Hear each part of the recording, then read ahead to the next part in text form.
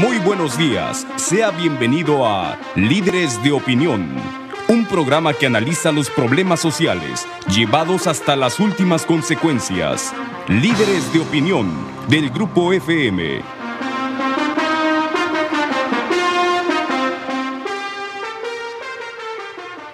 Hola, ¿qué tal? Buenos días. Estamos en su programa Líderes de Opinión y tenemos esta mañana aquí en el estudio al licenciado Miguel Ángel Campos Echeverría. Él es abogado, es notario público, es egresado de la Escuela Libre de Derecho de la Ciudad de México y en su vida profesional ha ocupado diversos cargos en organismos intermedios, los organismos que vertebran la sociedad. Él ha sido presidente del Centro Empresarial de Veracruz y ha sido consejero de Coparmex a nivel nacional en varias ocasiones. Le damos la bienvenida entonces en esta mañana al licenciado Miguel Ángel Campos Echeverría. Bienvenido, Miguel Ángel. Francisco, qué bueno muy que buen estás día, aquí. Qué bueno que me hayas invitado. Quiero saludarte a ti y a tu auditorio de esta magnífica radiodifusora, que veo que han evolucionado desde la última vez que yo estuve aquí y eso me da mucho gusto. Eso se ve que hay éxito y que hay dirección y talento empresarial. Muy bien. Miguel Ángel, si te parece bien, platícanos, por favor, ¿en qué consisten los organismos intermedios? ¿Cómo es que vertebran la sociedad? ¿Cuál es su función? Bueno, mira, te puedo platicar genéricamente, pero me voy a referir a un caso concreto. Coparmex. Coparmex es la Confederación Patronal de la República Mexicana que tiene afiliado diferentes centros en toda la República de la República y nace con la Ley Federal del Trabajo. Somos un sindicato patronal. Como tú bien sabes, la Constitución que se publicó en 17 dio ciertas garantías individuales, reconoció ciertas garantías individuales a los obreros, entre otras cosas al derecho de asociarse, pero también fue incluyente y permitió que los patrones, desde la Ley Federal del Trabajo, se pudieran organizar igual que los trabajadores. Eso se aprovechó y nacen los centros empresariales y a su vez se aglutinan en esta confederación que es un organismo intermedio. Es un organismo intermedio porque está entre la base de la sociedad y el gobierno y tiene, entre otras funciones, pues precisamente vertebrar la sociedad para buscar sus fines propios. Por ejemplo, ¿qué busca Coparmex? Por Coparmex buscamos una economía de mercado con responsabilidad social, para hacer un México más justo, más libre, más próspero, más respetuoso de la persona humana. Esas son las metas que buscamos en Coparmex y para eso nos juntamos empresarios de diferentes ramos en este sindicato y trabajamos para ello. Si nosotros analizamos la historia de esta confederación, es una historia de éxito, pero el éxito se hizo a pulso, se ganó a pulso porque en un principio no fue bien vista ni por las autoridades ni por los otros sindicatos que no le querían reconocer esa categoría que, bueno, pues que la ley lo daba y así se previó la ley y así se cumplió. Hay una diferencia entre este grupo de empresarios, sindicados, patronales, con los organismos o cámaras empresariales. Esas nacen y están organizadas a través de una ley de cámaras. Es una cosa diferente y con fines diferentes. Nosotros tenemos como función, entre otras cosas, a vertebrar a la sociedad precisamente para sumar todos esos valores individuales y buscar el bien común. Muy bien. En este caso, Coparmex, como sindicato patronal que es, ha tenido una amplia trayectoria durante muchos años en nuestra patria, en nuestro país.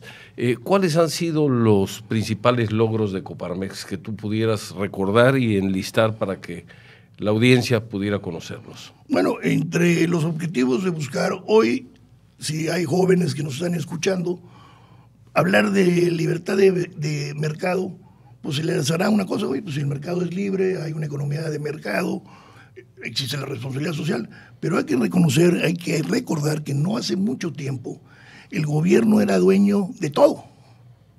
De las radiodifusoras eran del gobierno, los hoteles eran del gobierno, tenía hasta cantinas, teatros, equipos de fútbol, era dueño de todo. De la mayor parte de la producción o de los bienes y servicios eran propiedad del Estado. y en un Estado protector, en un Estado que dirigía la economía, relegaba al ciudadano a un segundo plano, y entonces, y cooptaba a los empresarios, porque si no te alineabas con el gobierno, pues no podías ser proveedor de los bienes y servicios que el gobierno manipulaba con unas fronteras cerradas, con una economía muy restringida, y entonces eso parecería una lucha que hoy no tiene sentido, pero bueno, yo creo que ese es el mayor mérito de Coparmex, haber logrado que efectivamente en nuestro país se haya implementado una economía de mercado, obviamente con una responsabilidad social, que es como nosotros vemos a la empresa. La empresa tiene una función en la sociedad. No solamente es generar riqueza para sus accionistas o sus dueños, sino es generar una riqueza para la comunidad, para compartirla. Tenemos, porque una empresa próspera paga impuestos, da empleo, da prestaciones a los trabajadores, y entonces mueve la economía. Entonces, tiene muchas funciones, y vemos que ahora pues el éxito de la economía de mercado pues nos ha hecho llevar, con la firma del Tratado de Libre Comercio, a ser un gran exportador. Antes se exportaba petróleo, mano de obra y petróleo, tabaco, y esos eran los principales rubros. Hoy, a pesar del boom petrolero y los precios tan altos que hemos tenido, si nosotros vemos al año pasado, las exportaciones petroleras no rebasan el 20, el 25% de las exportaciones, cuando antes eran el 90% de los ingresos por exportaciones que obteníamos. Entonces hay un gran cambio. Yo creo que ese gran cambio, que hoy solamente la gente de cierta edad sabe porque la vivió en carne propia, los estudiantes porque, bueno, tienen acceso a la historia inmediata anterior, pero no, si yo eso lo platico con mi hijo, me dice, oye, pues aquí yo voy a Walmart y voy a cualquier otro centro comercial y encuentro de todo lo mismo casi que en Estados Unidos o que en otro lugar del mundo. Bueno, pues eso se logró gracias a que se pugnó por una economía de mercado. Se abrió la economía. Se abrió la economía. Yo creo que eso movió, digo, de alguna manera hizo que hubiera más eficacia, ¿no? Al haber competencia. Ah, claro. O sea, porque antes eran el Estado que iba absorbiendo poco a poco las empresas. Se hablaba de empresarios ricos, empresas pobres, que las quebraban a propósito, y el Estado las adquiría, y obviamente eran manejados con criterios políticos. Entonces, era el santo saqueo, no dejaban nada, todo se lo robaban, y obviamente nos daban bienes y servicios caros y de mala calidad. Y aparte, para poder sobrevivir, tenían que recibir subsidios, o sea, eran realmente unos pozos sin fondo. Así es. Muy interesante. Miguel Ángel, ¿esto cambió, tú consideras, por qué? ¿Por influencias del exterior, por presiones del exterior, o por la presión que hizo Coparmex para que se abriera la economía, o fue un conjunto de factores que influyeron para que esto se diera? Como todos los cambios tan importantes o trascendentales, se dan o se conjugan, se alinean los astros de diferentes. Hubo, desde luego, la lucha interna de Coparmex, retó al gobierno, le hizo ver sus beneficios, creó conciencia entre los empresarios, sobre todo después de que los empresarios fueron estigmados por Echeverría, fueron acusados de traidores a la patria, se les achacó todos los males, la devaluación y todo eso, de manera mediática. Decían, el culpable de las situaciones del país, cuando sabíamos que la situación mala del país era que el país estaba mal gobernado, económicamente no tenía rumbo, y se financiaba un supuesto desarrollo con crédito. Eso dio una aparente bonanza, pero que al final de cuentas acabó en nuestra primera devaluación, la de 76, y obviamente después el otro sexenio fue un sexenio desastroso, que hubo varias devaluaciones y donde ya se perdió el piso, porque todavía Echeverría deja una deuda de cerca de 10,000 millones de dólares y el otro gobierno la hace 10 veces más grande, o sea, la dejan cerca de 100 y tantos millones de dólares. 100 y tantos mil. 1,000 millones de dólares, y entonces eso creó el caos. Hubo un año que se evaluó 4 o 5 veces, entonces, en fin, la economía ya no tenía rumbo, ya se había perdido por las frivolidades de quienes nos gobernaban en esos momentos, y bueno, había que hacer conciencia. Desde luego también había las presiones internacionales que venían pugnando por una economía global, que ya se había dado y las bases se habían sentado desde el término de la Segunda Guerra Mundial. El convenio de Bretton Woods de alguna manera sentó las bases, y después la economía mundial, vemos cómo en los países cerrados fueron abriendo poco a poco sus economías. Europa tenía una economía cerrada, la fue abriendo paulatinamente, el mismo Estados Unidos, que era el rey del capitalismo, bueno, también lo fue abriendo. Canadá, todos eran un clamor por una economía de mercado. Obviamente eso generó un capitalismo salvaje que después fue atemperado con nuevas reglas del juego, con nuevas ideologías. Y con una visión más social, más social, sí, de las empresas. Por eso se hablamos que nosotros pugnamos por una economía de mercado, pero con responsabilidad social. Esa es la diferencia, y eso creo que también es la tendencia mundial. Se habla de la responsabilidad que tenemos con la naturaleza, la responsabilidad que tenemos para con los seres humanos, y necesitamos tener una economía sustentable, porque nos estamos agotando los recursos de manera, pues diría hasta criminal, ¿no? Entonces necesitamos ver que eso mismo se haga en la economía global. Yo creo que eso cambió radicalmente el país. Hoy por hoy el país ha crecido, se ha desarrollado de una manera dispar, porque hemos tenido un adelanto en materia económica que no hemos tenido en materia política. Hemos tenido una apertura comercial que no la hemos tenido en las instituciones del gobierno. Aunque hay en apariencia una apertura, no la hay total. Por ejemplo, hoy tenemos un gobierno que no rinde cuentas, que no transparenta, como lo hacen los gobiernos mayor parte del mundo. Lo curioso de esto, y déjame hacer una observación aquí, lo curioso de esto es que antes se pensaba, bueno, el gobierno era de un solo partido y al no haber competencia había incompetencia y hacían lo que querían. Posteriormente han entrado algunos otros partidos y, salvo excepciones, más o menos todos los gobernantes emanados de los distintos partidos que tenemos en México acaban haciendo lo mismo. En el Distrito Federal, por ejemplo, hay algunas cosas que alguna información que se ha reservado. En otros estados donde gobiernan otros partidos también se ha reservado. Esto nos da una idea de que no es un problema nada más de un partido determinado, sino tal vez es una forma de actuar de los mexicanos o de los políticos mexicanos que al final, con el poder ya en la mano, terminan haciendo muchas veces lo que quieren. Pero vamos a ir a una pausa y continuamos con su programa Líderes de Opinión. Continuamos con su programa Líderes de Opinión y estamos entrevistando esta mañana al licenciado Miguel Ángel Campos Echeverría. Él es abogado, notario público, ha sido presidente del Centro Empresarial de Veracruz y ha sido consejero a nivel nacional de Coparmex en distintas ocasiones. Miguel Ángel, estamos hablando sobre la problemática que existe en algunos gobiernos de diferentes siglas partidistas respecto a la opacidad que pues normalmente es a veces una regla, lamentablemente. Bueno, yo creo que hay una frase lapidaria que se le atribuyen a varios politólogos o historiadores, pero que es muy cierta, y que dice que cada pueblo tiene el gobierno que se merece. Yo creo que es una verdad que ahorita seguramente alguien del auditorio va a decir yo no me merezco su gobierno, y la respuesta sería ¿qué has hecho para cambiarlo?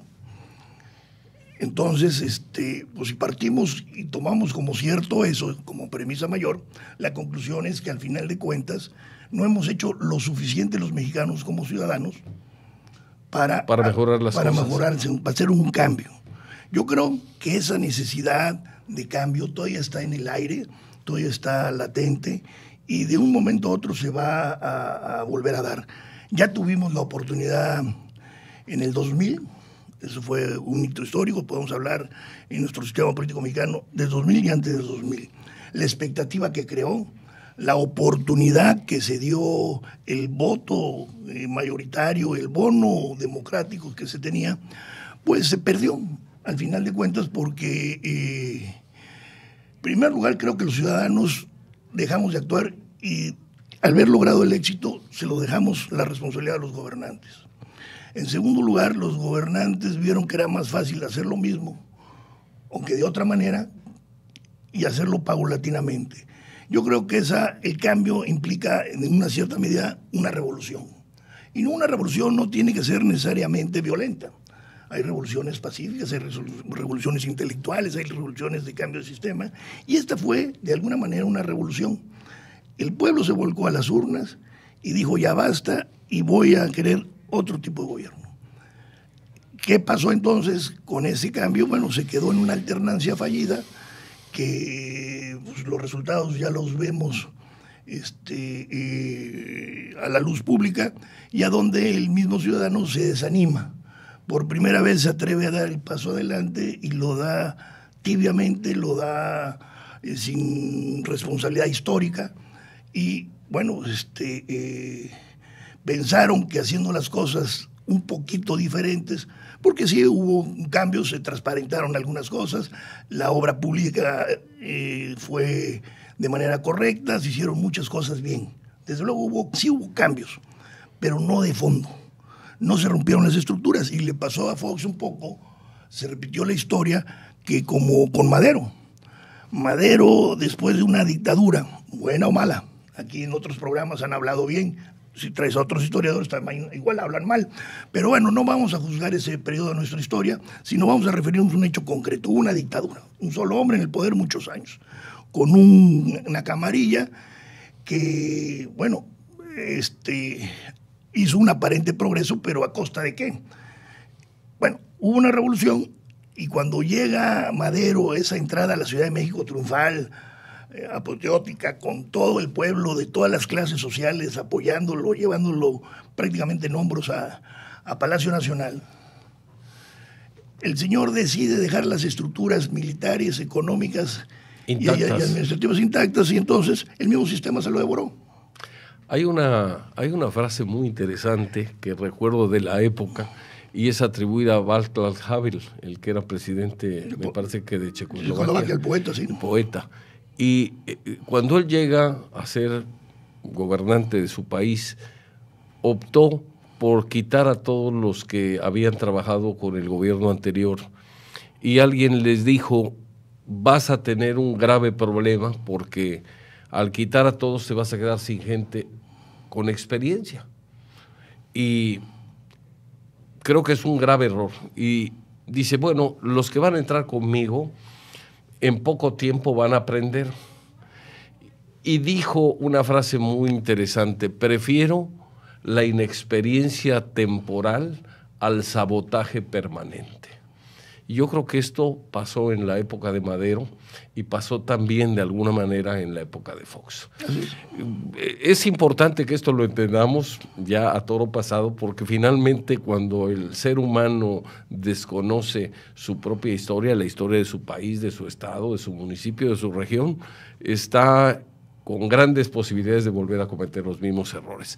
Y para que la gente joven que nos está haciendo el favor de escuchar pudiera tener una idea más clara de cómo era hace unos 30 o 40 años el sistema nuestro, platícanos más o menos el gobierno de qué era dueño. Yo me acuerdo que era dueño de los bancos, era dueño de los ingenios, era dueño de los cines, los hoteles, era dueño de muchos hoteles, cantinas. Pues sí, había algunas. Había algunas. Sí, sí. Pero lo más grave de esto es que... La cadena César Balsa la compró el gobierno. El problema más grave de esto es que, no obstante que era propietario de muchos negocios, prácticamente en todos perdía. Por el saqueo, por la improvisación, porque ponían a dirigir esos negocios a gente que eran políticos, no empresarios, no tenían ni la más remota idea de cómo hacerlo, llegaban, acomodaban a sus amigos, a sus cuates, a sus conocidos o a sus socios, de tal forma que las empresas andaban de cabeza, todas perdían. Parece ser que había más de 1,000 empresas propiedad del gobierno. En la época de Echeverría había una gran cantidad de fideicomisos que... había el fideicomiso yo recuerdo, había unos muy curiosos: fideicomiso para el cultivo de la tuna y del nopal, fideicomiso para preservar los bailes populares, y unos fideicomisos de nombres muy extraños, que lo único que eran prácticamente, pues eran unos pozos sin fondo, donde trataban de llenarlos con dinero público, y de esa manera mantenerlos a flote, hasta que llegó el momento en que no se podía más, y vino el colapso, y vino ese cambio que obligó al gobierno a deshacerse de muchas de las empresas paraestatales, que eran empresas que perdían dinero y que pues simplemente consumían recursos de los impuestos o recursos que se tenían que conseguir por la vía de los préstamos. Hay una frase famosa de esa época referente al tema que tú dices, donde Echeverría dice, la Secretaría de Hacienda se maneja en Los Pinos. Cuando Margain se cae del caballo y lo cambian, y dicen, oye, ¿quién va a ser el secretario? ¿Cómo? No, la Secretaría de Hacienda se maneja en Los Pinos. El presidente se metía en cosas que no le correspondían. El Estado, y además lo decían a viva voz, había un cinismo bárbaro y una tolerancia en nuestra ciudadanía brutal, porque el Estado se autonombraba como rector de la economía, y así lo decían, el Estado es el rector de la economía. Nosotros vamos a impulsar el cambio, vamos a impulsar esto, vamos a impulsar la modernidad, y se medían en 20,000 cosas que no le correspondían. Eso, desde luego, trajo el caos.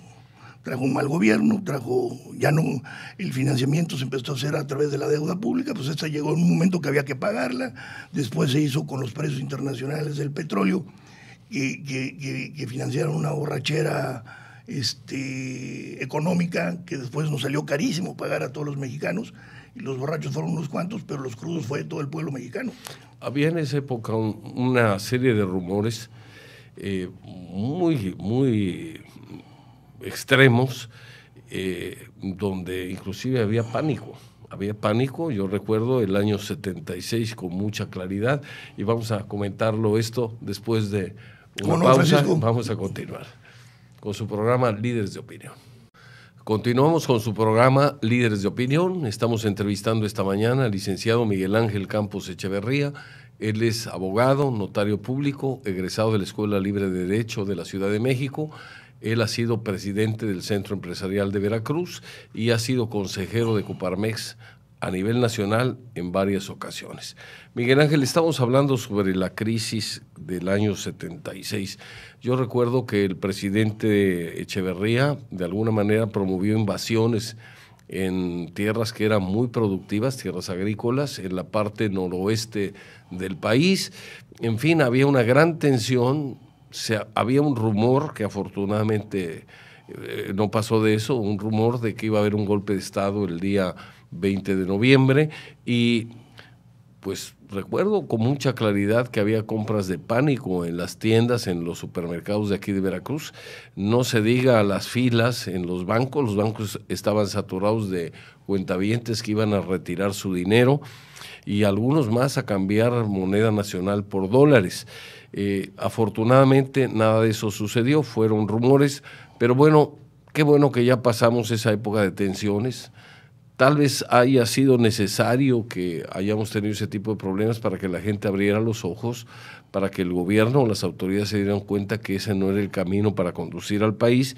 Y ahora afortunadamente tenemos muchas libertades que disfrutamos. Una de ellas es la libertad de expresión, y prueba de ello es que aquí en este programa podemos hablar de temas complejos, lo hacemos con respeto, pero también con una total libertad de expresión y de comunicación con nuestro auditorio, con nuestra audiencia. Eso que señalas es muy importante, porque efectivamente hoy gozamos de unas libertades que no fueron dadas, sino fueron ganadas. Hay que conquistadas. Eso que tú te refieres, no solamente tuvimos problemas económicos en ese periodo, en ese sexenio, sino que el Estado represor llegó al crimen político. Llegó a matar a empresarios que se le oponían abiertamente, a Araguren en Guadalajara y a Garzazada en Monterrey. También hay una cosa curiosa, un accidente muy extraño en la época de Cloutier. Cloutier fue un empresario, fue un líder empresarial también destacado. Ahí se inician los crímenes políticos que ya habían sido superados después de la época postrevolucionaria. O sea, cuando se funda Coparmex se funda en el 29, hay que recordar que estábamos a 12 años de apenas de una incipiente constitución nueva que nos habíamos dado los mexicanos en Querétaro, en la constitución de 17, a donde la letra era una gran constitución, incorporaba una serie de derechos, de garantías individuales que hoy evolucionaron a los derechos humanos, pero que en aquella época eran modelo en el mundo. Los pocos gobiernos habían reconocido esas garantías individuales de forma tan explícita y tan generosa, y eso era producto también de un cambio violento que había sufrido el país de la época porfirista, de la dictadura porfirista. La genera la revolución, que muchas veces la revolución ni la gente supo por qué fue. Se acuerde que en el libro de historia que decía, vamos a la bola. La gente no tenía idea de que estaba peleando una revolución, sino ciertos líderes que eran también de extracción porfiriana. O sea, Madero, hay que recordar que era un hacendado porfirista. Carranza también era el gobernador de Coahuila, o sea, no podía haber sido gobernador de Coahuila, sino era de los afectos del dictador. Entonces, y él se levanta porque Huerta le promete una secretaría de gobernación, algo así, y entonces, si no es por su secretario particular, que es un tema muy interesante en la historia, como un muchacho influye y le dice, necesitamos un tema, necesitamos un motivo. Entonces se erigen como el gobierno constitucionalista, cuando en realidad era un descontento porque no le habían dado una parte de lo que le habían prometido por hacerse cómplice en ese crimen horrendo que hicieron con Madero y Pino Suárez. Entonces creo que ahí esa etapa violenta que condujo a más violencia, pues ha ido cambiando. El país se ha abierto, hay que reconocerlo, pero eso no ha sido gratuito. Ha sido el esfuerzo de mucha gente. Así es, de muchos héroes anónimos. Los medios de comunicación creo que son los que han pagado la cuota más alta. Si hay en un gremio, por decirlo así, que han luchado por la libertad de expresión o que han muerto por la represión a la libertad de expresión, pues han sido los mismos periodistas. Yo creo que ellos han pagado la parte más cara de todos. Y si bien ha habido empresarios secuestrados, asesinados, torturados, intimidados, pero por número, creo que hay más número de este lado. Igual los estudiantes, cuando las represiones pues, que se dieron en la época del 68, que se fue una generación espontánea que ya no aguantaba y que nomás se prendió la mecha, y la mecha... Este país, podemos también hablar antes de 68, después de 68, y cómo la misma Echeverría trata de corromper a toda una generación, o de una cierta manera corrompe a toda una generación. Hay una cosa muy curiosa, los líderes del 68 en su gran mayoría terminaron trabajando para el gobierno. Todos, casi todos. Terminaron funcionarios. O que terminaron muertos o en la cárcel, y los demás pues prefirieron el gobierno y los altos puestos. Todavía en la actualidad hay muchos de esa camada. Creo que ha sido la camada más prolífica. Políticamente hablando, la que se ha sabido acomodar más. Hablo de los líderes. Sí, así es. Muy bien. Aquí hay algo también importante que tenemos que aprender los mexicanos, que los cambios se pueden lograr mediante métodos pacíficos. Así es. Porque un método violento finalmente acaba dañando al país. A todos. Y es muy probable que inclusive los efectos sean peores que digamos que el problema que se trata de resolver. Sí, porque el remedio salga peor que la enfermedad. Es claro quién lo inicia, pero en una revolución armada no es claro quién lo va a terminar o quién va a usufructuar ese sacrificio que implica una revolución armada. Entonces, sí, claro, desde luego hay que optar por el cambio pacífico. Yo creo que en el 2000 se dio una oportunidad a los mexicanos. Los mexicanos ya estamos hartos de un sistema corrupto, ineficiente, ineficaz, que ya se había gastado porque se había transformado. Habían desplazado a los políticos y entraron los tecnócratas a hacer política, y entonces se empezaron a matar entre ellos, y bueno, pues eso condujo a que el poder monolítico del presidente se fuera desgastando, igual que sus estructuras, y muchos grupos disidentes. Por ejemplo, hoy los partidos prácticamente del PRD, que lo funda Cuauhtémoc Cárdenas, pues era priista, él era parte del sistema y se para con otros priistas inconformes, y también inconformes no ideológicamente, sino porque no querían espacios que no les habían dado, y que se sentían con derecho propio a tenerlos como si fueran cargos hereditarios, ¿no? Porque pues, yo soy hijo del Tata, bueno, pues tengo derecho a que también sea tratado como príncipe, no sé qué pensaba. Y así fue, ¿no? Pero eso es un hecho histórico. Pero ¿sabes cuál es lo grave de esto, Francisco? Que esto que ha sucedido en tan poco tiempo, hoy no tengamos ya memoria fiel de lo que nos pasó o no querramos recordarlo. Yo creo que eso es, estamos predestinados a volver a cometer el mismo error. Esperemos que no. Porque hay que hacer un análisis a veces de lo que sucedió, no con fines revanchistas ni con fines, desde luego, para exaltar los errores del pasado, sino tenemos que tener una memoria histórica precisamente para no cometer los mismos errores que en el pasado tuvimos. Eso es lo que debemos hacer. Y que, por ejemplo, la oportunidad que creo que todavía está en latente, puede haber un cambio, se está gestando un cambio en este país, está todavía embrionáneamente hablando, todo no cuaja o no se dan las circunstancias internas y externas para que se dé, pero seguramente va a venir, ya lo ves en la gente, pero aquí lo que tendría que hacer un llamado a quien vaya a encabezar estos cambios es que no cometan los errores del pasado, y ya tuvimos el error de Fox y tuvimos el error de Madero en el mismo siglo. O sea, eso es lo grave, que hay pueblos que se equivocan un siglo después, bueno, es entendible, pero aquí nos equivocamos en el mismo siglo 2 veces. Al principio del siglo, en el 17 y en el 10 y al final del siglo.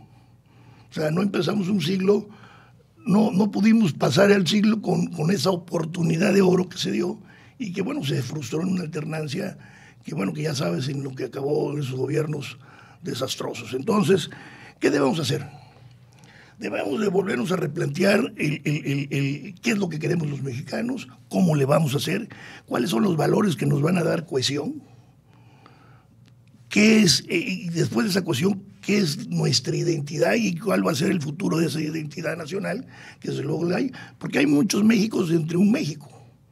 Tú no puedes hablar de gustos, de sabores, por ejemplo, la comida con un efecto cultural, un reflejo cultural, la del norte a la del sureste, la de Yucatán, o sea, entre Sonora o Chihuahua o Baja California, y la comida de Chiapas o de Yucatán es totalmente diferente, hasta morfotíficamente son gentes diferentes. Y bueno, pues entonces eso nos da de que tenemos multiregiones unidas en un país y debemos de ponernos de acuerdo qué es lo que queremos para enfocarnos allá. Y esto hay que repasar un poco los lineamientos que tiene Coparmex como centro empresarial y como confederación. Ahí buscamos una economía de mercado, eso es nuestra idea clara, con responsabilidad social. ¿Para qué queremos una economía de mercado con responsabilidad social? Bueno, pues está muy claro también en sus objetivos. Queremos un México más justo, más libre, queremos libertad real, más respetuoso de la persona humana y obviamente con instituciones democráticas que lo hagan viable y sustentable. Porque esto podría ser un enunciado si no tenemos los medios reales para que esto se dé en la práctica. Hoy vemos que pasamos de una dictadura del presidente, del poder unánime de un solo hombre, pasamos a una dictadura de partidos, a donde esta partidocracia pues nos está saqueando igual que antes era uno, ahora son varios. Los partidos se convirtieron en lo que antes era el PRI o los partidos políticos, por no decir nombres, para el sistema, agencias de colocación y para mantener a los... Entonces ahora los partidos políticos al final se han convertido en fuente de riqueza o fuente de chamba para los partidarios y bueno, pues con nuestros impuestos nos están trabajando en contra. Vemos que se despachan con la cuchara grande y no rinden cuentas. En materia de transparencia, bueno, no sé, hay una serie de leyes. Alguien me decía, ¿cómo podría simplificar lo que los empresarios quieren? Pues es muy sencillo, vamos a pedir piso parejo. ¿Qué es piso parejo? Lo mismo que el gobierno nos exija. Ya no hay que regatearle al gobierno. ¿Qué quieres? ¿Que mi contabilidad esté en tu computadora o que lleve la contabilidad en tu computadora? Que pague impuestos, hasta que pago impuestos. Que no sea deducible casi nada, bueno, que no sea deducible casi nada. Que no premies la inversión, todo lo que quieras lo vamos a hacer. Pero ahora viene del otro lado. Tu contabilidad, gobierno, aunque ya sí bien es cierto, ya hay una contabilidad pública, pero no hay acceso. No se transparenta. Entonces, oye, yo compro una casa y es una actividad reportable y vulnerable, bueno, pues todas las compras que hagan los políticos de cierto nivel para arriba, pues deberían ser actos vulnerables y reportables, para de manera ver si tú lo compraste todo lo que estás usando. En fin, hay muchas maneras, o sea, y las penas. Si el empresario es el generador de riqueza y contribuye de manera proporcional y equitativa pagando sus impuestos. Pero hoy resulta que si vemos las leyes como están ahorita, ¿quién es más culpable? ¿Quién administra o quien genera la riqueza? Nos decía, esa pregunta le hicimos a Videgaray en el primer año de gobierno y dio un manotazo iguales. Bueno, y si son iguales, ¿por qué las consecuencias jurídicas son diferentes para uno y otro? Porque una vez que es aprobado el presupuesto de egresos, eso ya, tan y se acabó. Ya nadie puede abrir ni meterse con ello. Eso sucede al año y medio. En cambio, el empresario tiene que guardar su documentación 5 años y en algunos casos 10. Las penas de extraer los recursos públicos son amonestación, puede haber cárcel, puede haber muchas cosas, pero el empresario, por $1, por $1,000 millones, es cárcel. Muy grave eso. Vamos a ir a una pausa y continuamos platicando con el licenciado Miguel Ángel Campos Echeverría. Continuamos con su programa Líderes de Opinión. Estamos entrevistando esta mañana al licenciado Miguel Ángel Campos Echeverría, abogado, notario, egresado de la Escuela Libre de Derecho de la Ciudad de México, presidente en su momento, en su época, del Centro Empresarial de Veracruz y ha sido además en varias ocasiones consejero nacional de Coparmex. Miguel Ángel, estamos hablando sobre piso parejo. Fíjate que hay algo que a mí me llama la atención. Acaban de descubrir en la Secretaría de Educación Pública, o en la Secretaría de Educación y Cultura, mejor dicho, de aquí del Gobierno del Estado, que hay 1,000 y pico de aviadores que cobraban sin trabajar. Lo más que va a pasar es que los van a cesar.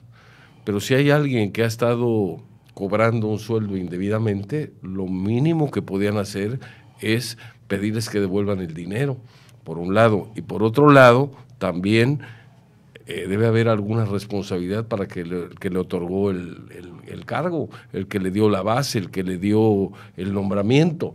No puede ser que al empresario se le exija el pago oportuno de impuestos y luego con el dinero, no solo al empresario, sino al ciudadano común y corriente se le exige también el pago de impuestos, lo cual es correcto, pero por otro lado, resulta que quienes administran el dinero lo manejan con otro criterio y con otras responsabilidades.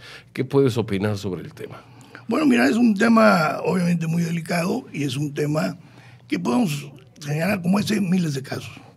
Yo creo que aquí lo importante es ver y ponernos de acuerdo en qué vamos a pedir al gobierno, qué vamos a solicitar a nuestros legisladores, qué estamos esperando de ellos. Y piso parejo significa los mismos derechos y obligaciones para gobernado que para gobernante.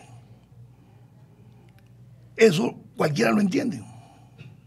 Si nos metemos a los temas de las reformas fiscales o de responsabilidades, habrá quienes no entiendan mucho de eso y se confunda y salen las pasiones y salen que si es partidista, que si no es, que si es contra fulano, mengano, no.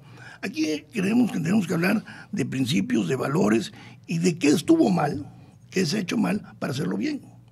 Ahora, hay que reconocer que el mismo sistema ha evolucionado y se ha cambiado. O sea, ya no tienen el carro completo, ya no, aunque todavía lo intentan en algunas ocasiones, ya no tienen muchas prácticas que antes se tenían, que por ahí tímidamente parece que reaparecen, pero yo creo que ya no van a llegar para quedarse, van a ser modas pasajeras. Entonces, creo que sí ha cambiado el sistema se ha abierto, por si no sabe que ya los ciudadanos están más atentos, pero debemos pedir cosas claras, concisas y trabajar para ello, porque es muy fácil pedir y los mexicanos hemos tenido esa mala costumbre históricamente que estamos en espera de un caudillo. Yo oigo en todas las conferencias cuando va un expositor y señala errores de sus sistemas y propone algo como cambio y la gente se levanta y dice, ¿quién va a encabezar eso? No, o sea, aquí un poco como cuando Kennedy le preguntaba a los norteamericanos, ya no preguntes qué vamos a hacer por ti, sino qué estás haciendo tú por tu gobierno. O sea, por tu país. Por tu país, o sea.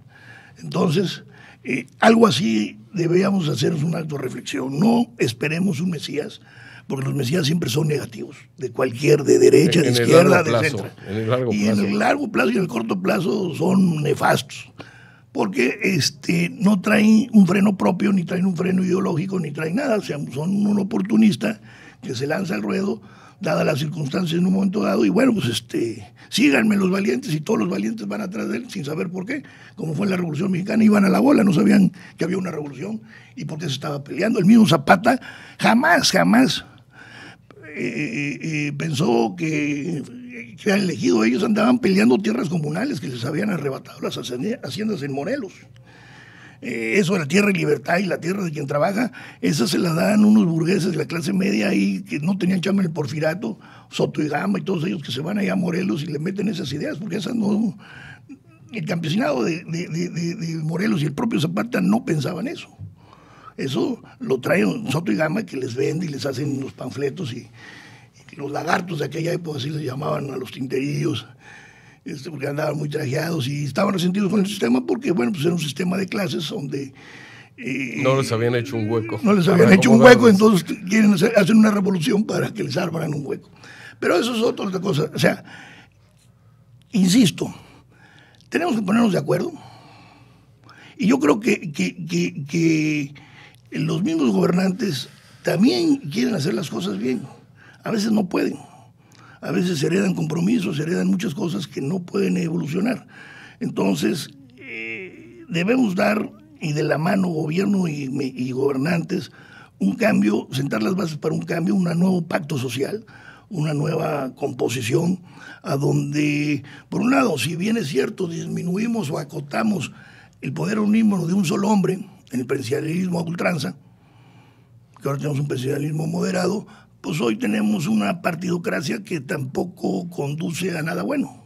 Que tampoco es la solución. Que tampoco, ya vimos que no es la solución, porque nos está llevando a que ahora sean los partidos las agencias de colocación, y antes ya no era un solo partido, pues ahora son varios partidos. O sea, tenemos varias pequeñas agencias o grandes agencias por los cuantos recursos que manejan, y que se han convertido en eso, en una agencia de colocación y de prebendas, y ya no le importa el ciudadano común y corriente, sino les importa mantener sus privilegios o su parte del botín que se lleva. Entonces eso tampoco sería el camino adecuado. Hay que ver cuál va a ser el camino, porque tenemos que terminar con una propuesta positiva que genere entusiasmo y que genere esperanza. Claro. Vamos a ir a una pausa y regresamos para esa conclusión. ¿Te parece?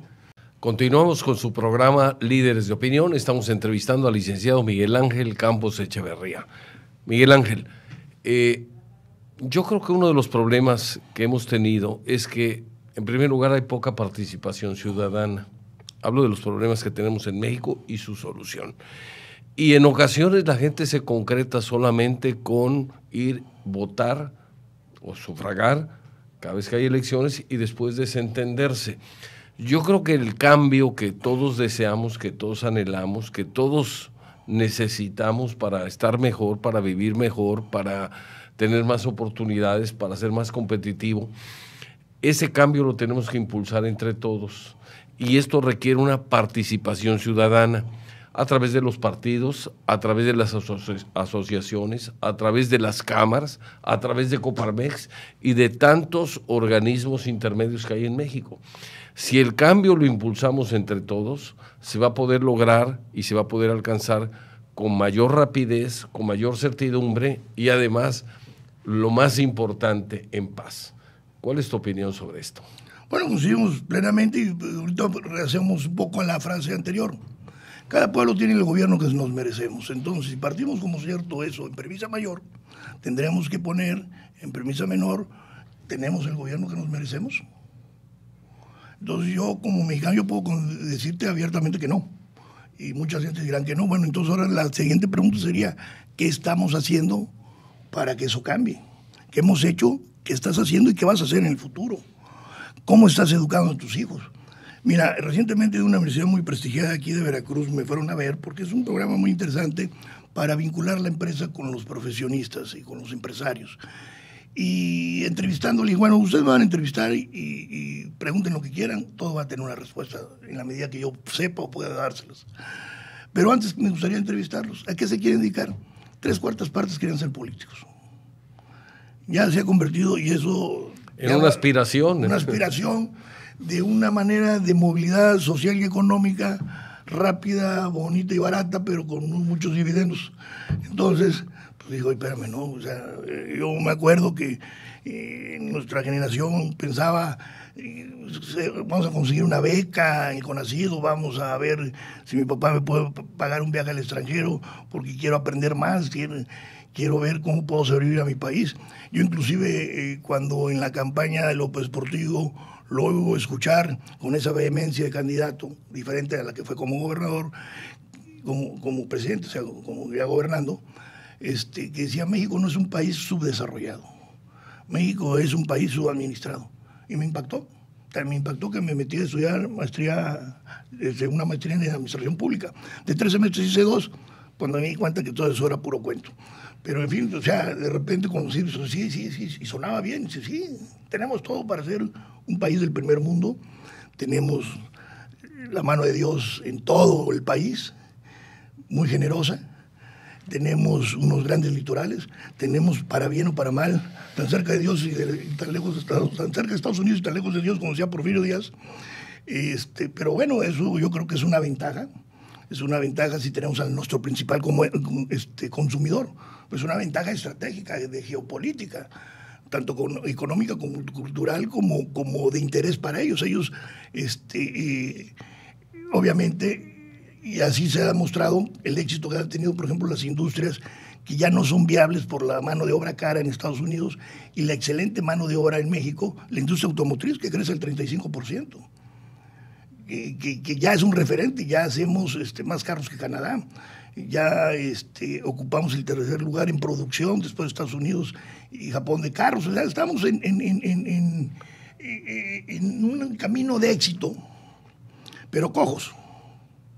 ¿Porque no es parejo? No es parejo y porque estuvo mal planteado. No, históricamente, primero, ¿qué se da? ¿Qué es el huevo o la gallina? Primero se da la libertad como tal y después viene la libertad política y la libertad económica. La libertad política lleva a la libertad económica, no al revés. Y aquí Salinas hizo el planteamiento al revés. Primero planteó una libertad económica sin abrir los cauces políticos. Entonces, hoy, ¿qué nos hace falta? Hoy, por ejemplo, vemos todos los días los cuadros que hace la OCDE y si lo comparamos contra el año pasado, hemos ganado en competitividad, hemos ganado en muchos actos empresariales, pero hemos avanzado o hemos retrocedido en opacidad.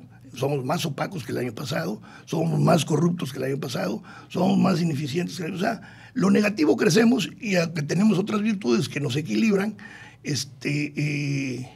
debería ser parejo. Deberíamos de crecer de la mano y así debe de ser, porque entonces daría la oportunidad de que más mexicanos tuvieran acceso a un trabajo digno, remunerador, que es la única manera de distribuir la riqueza. No es dando piso firme, no es dando subsidio para que no trabajes, eso es una tiradera de dinero. Pues, pero solamente representan votos. Representan votos y representan una revolución aplazada. Lo único que hacen es que esa gente, pues hoy no se va a ir a la guerra, pero seguramente mañana se va a ir y se va a ir de manera más encarnizada. O sea, nomás están postergando la solución. Es una solución de hoy para ver qué me llevo y ya y después de mí el diluvio. Ya no importa qué vaya a pasar después. O sea, hay una visión de corto plazo, no hay una visión de largo plazo, porque además debemos de frenar esos subsidios absurdos. Debemos de crear las condiciones para crear trabajos. Es la única manera que puedes redistribuir la riqueza. Entonces, un trabajo digno, remunerador, de mano de obra especializada, y bueno, ahí está la industria automotriz, como hemos demostrado, y en otras ramas también, que somos los mejores obreros, los mejores artesanos para hacerlo. Yo creo que además hay que cambiar el sistema un poco para lograr que sea más competitivo, sin tanta regulación, sin tanto trámite, sin tanto permiso. Y un ejemplo clarísimo lo vemos cuando alguien que aquí no la hace, se va del otro lado, se va a Estados Unidos y allá triunfa. Yo creo que el mexicano que va a triunfar allá es el mismo mexicano que está aquí, solo que allá hay condiciones que facilitan la libre iniciativa, facilitan el emprender, facilitan las cosas. ¿Y sabes qué es? Un Estado de Derecho. En Estados Unidos se cumplen las leyes. En términos generales, Estados Unidos es un tema temeroso de Dios y de la ley. Ahí está la base. Los jueces no son incorruptibles. Bueno, habrá corrupción, desde luego que debe haber, pero no hay la corrupción rampante que hay en nuestro país. Rampante y a veces descarada. Oye. Miguel Ángel, lamentablemente el tiempo nos ha acabado. Bueno, como siempre sucede en estas entrevistas. Yo te agradezco mucho tu presencia, tus conocimientos, tu valentía para exponer los temas que dominas, y pues solo nos resta decirte que esperamos tenerte en otra ocasión aquí también para seguir comentando estos bueno, si no hay tópicos. censura, estaremos aquí en otra ocasión. No hay censura, esa es la ventaja. Eso es lo bueno de este grupo FM. A nuestro auditorio le damos las gracias porque nos haya escuchado, y le ofrecemos que la próxima semana, Dios mediante, estaremos otra vez en su programa Líderes de Opinión. Muchas gracias. Gracias a ti, Francisco, gracias al público por su paciencia. Gracias, Miguel. Éxito, mi querido Paco. Gracias. Que seas feliz. Muy bien.